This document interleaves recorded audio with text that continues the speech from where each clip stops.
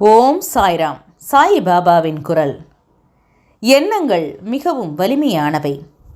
ஒருமுறை எண்ணிய உடனேயே அந்த எண்ணம் சக்தி படைத்ததாக மாறிவிடுவதில்லை. ஒரு எண்ணம் திரும்ப திரும்ப எண்ணப்படும் போது அது சக்தி பெற ஆரம்பிக்கிறது.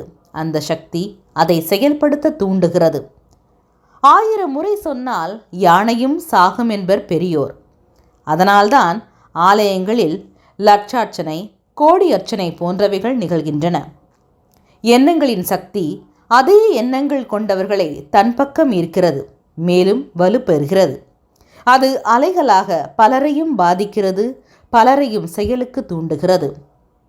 எண்ணங்கள் பிரம்மாக்கள் எனலாம். காரணம், அவை எண்ணியதை உருவாக்கும் சக்தி படைத்தவை. ஒரு எண்ணம் செயலாக முடியாமல் போகிறதென்றால் அதைவிட ஒரு சக்தி வாய்ந்த வேறொரு எண்ணம் அதன் உடனேயே இருந்து போராடி அதனை பலமிழக்க வைத்திருக்கிறது என்று பொருள்.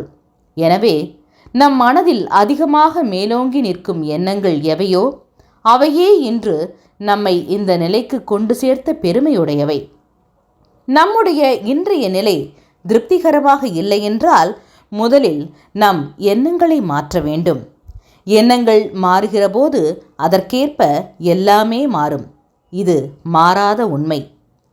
பொறுமையை விட மேலான தவமும் இல்லை, திருப்தியை விட மேலான இன்பமும் இல்லை, இரக்கத்தை விட உயர்ந்த அறமும் இல்லை, மன்னித்தலை விட சிறந்த ஆயுதமும் இல்லை. தோல்விகள் சூழ்ந்தாலும் இருளை விளக்கும் கதிரவன் போல அதனை நீக்கி அடுத்தடுத்த வெற்றிப்படியில் காலடி எடுத்து வையுங்கள். முடியும் வரை அல்ல, உங்கள் இலக்கினை அடையும் வரை. இந்த விடியல் உங்கள் வாழ்விலும் விடியட்டும். சாயியை பணிக அனைவருக்கும் அமைதி நிலவட்டும். என்றும் உங்கள் நலம் விரும்பும் பராசக்தி.